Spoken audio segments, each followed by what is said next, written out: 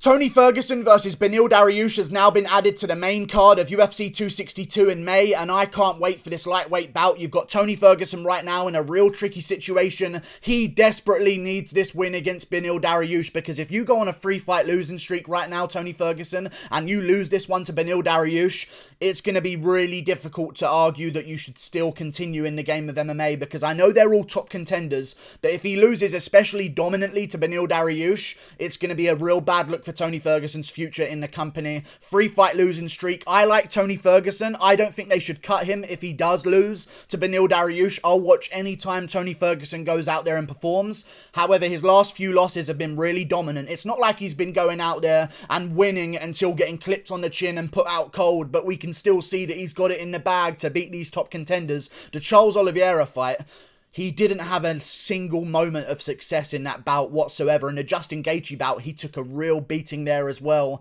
A real career-changing beating, if you ask me, because since then, he's looked pretty bad. He just doesn't look like he has it in the bag anymore, and if he can't go out there and beat a guy in Beneil Dariush, which is arguably a good matchup for him, I don't know what he's going to do in this lightweight division anymore, and it might be time to look at a different division, or maybe also time to hang it up once and for all, because I like Tony Ferguson, but it's very clear that maybe he's not maybe the guy he once was. He's not quite El Kukui. He's moving over to a little bit more of an El Papui right now, okay? He's not having a good time of things. You've got Beneil Dariush, who is on the opposite end of the spectrum. He is really having a good time of things on a win streak right now, which is at the number of 6 against good contenders as well. Thiago Moises, Drew Dober, Frank Camacho, not so good, don't get me wrong, but Jakar Close is a good contender. Scott Holtzman was 14-3 and coming off a big win. Diego Ferreira is a dangerous ranked contender, and Beneil Dariush got the job done there. I know it says by split decision, but come on. Beneil Dariush clearly beat Diego Ferreira in 2 of those rounds. It should be a unanimous decision to Beneil Dariush. He is an amazing fighter. I'm sure this is going to be a great matchup. I actually think this is a good matchup for Tony Ferguson if it was a 5-rounder, because we've seen Beneil Dariush slow down in fights before. He's got a good gas tank and he pushes one hell of a pace, but he does seem to slow down in that 3rd round. If this was a 5-rounder, I would actually not mind Tony Ferguson's chances. I don't know who I'm going to pick in this fight. I think it's a very close matchup, but I'm leaning in the direction of Beneil Dariush right now. Momentum is one hell of a drug in MMA, and we see that constantly, and Tony Ferguson just doesn't seem like he's still got it in the bag. And I'm not just saying that because Charles Oliveira went out there and controlled him. I'm saying that because just look at Tony Ferguson in these fights. He looks like an old man. He really does look like an old man. It is a visible change when you watch Tony Ferguson now compared to Tony Ferguson back in the day. Because I know that Tony Ferguson has been controlled on the ground before, but he was always doing something. Always damaging off of his back. Always trying to get back up and having some kind of scramble in him at one moment in the fight. Against Charles Oliveira, he simply looked like he did not have the strength anymore to compete with a good grappler in MMA. And it was sad to see Tony Ferguson get a little bit older, show some signs of slowing down. I know that Charles Oliveira had a great performance, and it might be some of that as well. Charles Oliveira is a top-ranked lightweight right now in the division. He beat Kevin Lee, I would argue, more impressively than Tony Ferguson. So maybe it's just because Charles Oliveira is that good and made Tony Ferguson look that bad. But Tony Ferguson, like the body of him now, it's not the same kind of... It looks like there's some gap between the muscle and the skin, you know what I mean? There's a little bit of flabbiness going on. There's a little bit of floppiness. He's not the tank that he once was, just chiseled to the bone at the lightweight division. He definitely looks like he's aging somewhat. Definitely looks like he's slowing down a little bit as well. And I think this is the perfect time for Beneil Dariush to come up there and get a big win in a 3-round fight against Tony Ferguson, because Dariush doesn't mind going to the ground with these jiu-jitsu guys, and he showed that in his last fight against Diego Ferreira and his first fight against Diego Ferreira as well, where he basically did exactly the same thing. Beneil Dariush is not afraid to go to the ground with jiu-jitsu guys, and I'm telling you this, Tony Ferguson, although the jiu-jitsu has been spoken about for quite some time, doesn't do much of the jiu-jitsu game, and even when he is on the ground with certain opponents, Danny Castillo, Kevin Lee, they seem to be able to control him in certain areas, and maybe if Kevin Lee does not have staph infection in that bout, he can keep that pace going on top and really beat Tony Ferguson. He had mount against Tony Ferguson. He was landing big ground and pound shots in the 1st round. Tony Ferguson was like, at the end of that 1st round, he was really taking a beating. It was at the end of Blachowicz versus Adesanya. Got up in the 2nd round, but then again, Kevin Lee is able to out-scramble him on the ground. round, end up in top position, and then eventually start slowing down and Tony Ferguson sinks in that triangle choke.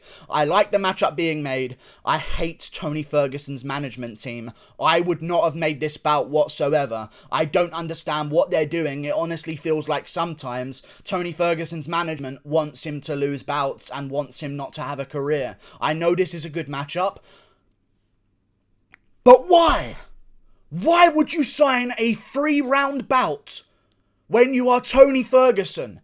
The one tool that maybe is not gone yet in Tony Ferguson's aging career is his pace. That is his most effective technique. I don't want to care about a jab. I don't care about a right hand. I don't care about a front kick. He's got an amazing front kick, by the way. The one tool that Tony Ferguson has that is somewhat better than everyone else in that lightweight division is pace. Why would you continue to sign 3-round bouts for Tony Ferguson? I don't understand what his management is thinking. If you sign this bout in a 5-rounder in a main event, I could actually see Tony Ferguson pulling this one off in the 4th and 5th if Dariush goes a little bit too hard and can't keep up the pace. Why would you sign a 3-rounder with Tony Ferguson when his only effective tool in mixed martial arts right now that we can guarantee and count on is his pace? What is going on? I don't understand. I think it's really stupid. His management should be fired. Someone else needs to manage Tony Ferguson's career. Why also would you take on someone who's on a 6-fight winning streak right now, completely in an opposite position to you momentum-wise? Why would you not look for a guy coming off a loss? If Tony Ferguson took on Paul Felder in a 5-rounder of a main event of a fight night, no one would care. Everyone would love the matchup. If he took on Ally Quinter, maybe not a fight night main event. Actually, no, maybe not. Maybe not Ally Quinter. That's not really a fight night main event. It could be, though. There have been some other fight night main events that have less star power than Tony Ferguson and Ally Quinter, so I could see that one being a fight night main event. Why would they not book Tony Ferguson for 5 rounds? I don't understand. There clearly is a problem where no one is actually thinking about Tony Ferguson's career in his sphere of influence. No one is telling him the reality of the situation. You are starting to slow down. We need 5 rounds. Your pace is your most effective tool. Why would they sign a 3-round fight? I don't understand. I would have thought of many other opponents that could maybe be put against Tony Ferguson. You could do Tony Ferguson versus Dan Hooker in the main event of a fight night with a great card underneath it for 5 rounds. Dan Hooker's a guy who slows down as the fight goes on. Why would you not want to do that in a 5-rounder? I get it. Dan Hooker's just returned from, got back to New Zealand. He's just got out of quarantine. I understand the situation. There are just so many great matchups. The Kevin Lee rematch. Fight night main event. They've been talking back and forth the first time. They would talk back and forth this time in the rematch as well. Why not do the Kevin Lee rematch in the main event of a fight night? I don't understand why they would do this. It makes zero sense to me whatsoever. They're ruining a career. They're ruining a career. He could lose this one and it's all over. No more Tony Ferguson. And maybe that's a good thing. Maybe he's actually served his time. Mother Nature's caught up with him. And maybe this is a sign that we need to move on from Tony Ferguson. But there are so many better ways to manage a career than what they've been doing to Tony Ferguson recently. Why would you even take the Oliveira fight in hindsight? I know it's like, I don't understand the decisions that they're making. You're coming off 2 losses. Get a guy coming off a loss. No one would care. No one would care if they did that. But no, we need the 6-fight win streak, Dariush. I wouldn't be surprised if Dariush is managed by the same company as Tony Ferguson, and the management company is looking at this like, well, let's get Dariush up the rankings and then just fuck off with Tony Ferguson. I would not be surprised if they're under the same management. I don't actually know. I should have checked that before the video, but I would really have a suspicion that that's the case here, the way they're managing Tony Ferguson's career. Like, I don't understand. I don't understand. He's getting old. You can see it in his body. You can see it in his punches. You can see it in everything he does. You can see it in his scrambles. He doesn't have the same anymore. He doesn't have the same big scramble anymore. He doesn't have the same burst of strength and energy anymore. He just seems to be a little bit weaker, a little bit more fragile. Maybe it happened in the Justin Gaethje bout, or maybe he's a 37-year-old lightweight. And I know a lot of people talk about Glover Teixeira genes and Jan Blachowicz genes. I understand he could win this one quite easily. It's Beneil Dariush. He's a good fighter, but he's a good matchup for Tony Ferguson. This is the lightweight division.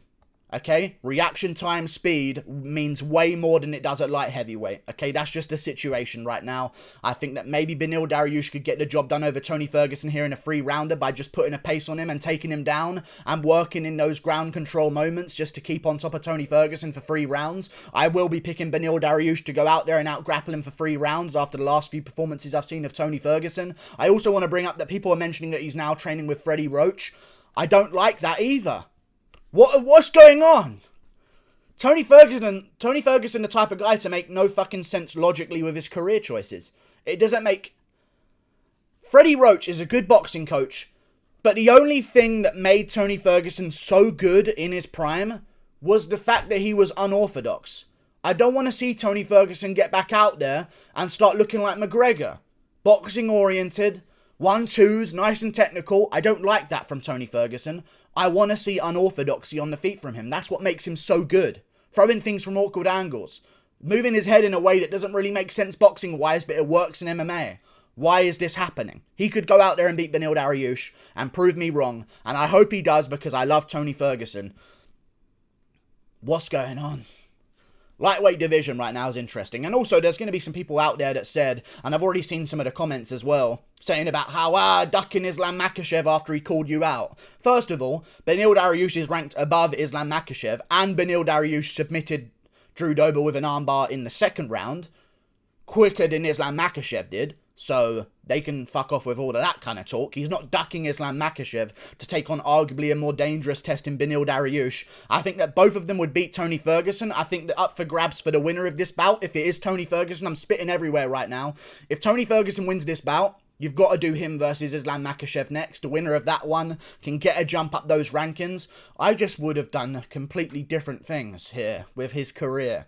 And if Beneil Dariush wins, I don't think you can do him versus Islam Makhachev. If Dariush wins, you're looking at top 3 contenders. Then you're looking at title shots for Beneil Dariush. He's beat too many guys in a row to start looking back at Islam Makhachev with a win over Tony Ferguson. I think if Dariush wins, you move him right into the top 3 against one of the winners of these upcoming bouts at the top. We'll see what goes down. Let's talk about that as well. UFC 252. I didn't even think this was going to be a pay-per-view card. I didn't think they were going to commit to it. But now they've added Tony Ferguson's name on there. I think they are going to commit to this pay-per-view card. It's a very good pay-per-view card in potential if they do a lot of this lightweight bout situations.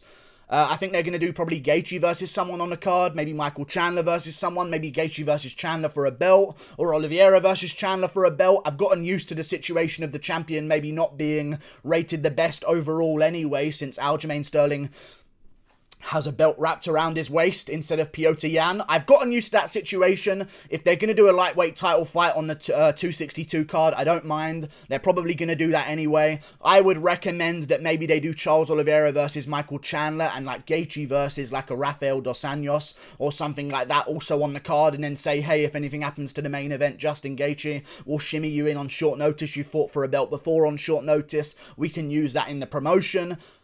I just don't know how I feel about this decision making. But that card's looking pretty good overall. They've got Burgos versus Barboza on the card, Andrea Lee versus Antonina Shevchenko, Chookagian Araújo. It's not the best card in the world, don't get me wrong, but I'm sure they're going to add some fun fights to it. I think they could add maybe an Edmund Shabazian versus Jacare Souza on the card as well. Make it a little bit Brazilian themed, who knows. They've got Edson Barboza on there and Vivian Araújo. Man. Tony Ferguson's management hate him.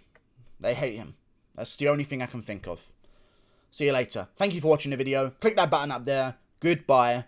Beneil Dariush by unanimous decision. It's a 3-rounder. He'll put the pace on Tony Ferguson and control top position like he's done against other jiu-jitsu guys in the past. Ferguson's got a chance of doing something on the feet, but even there, I don't know. I don't know. Why would they? Like and subscribe. See you later.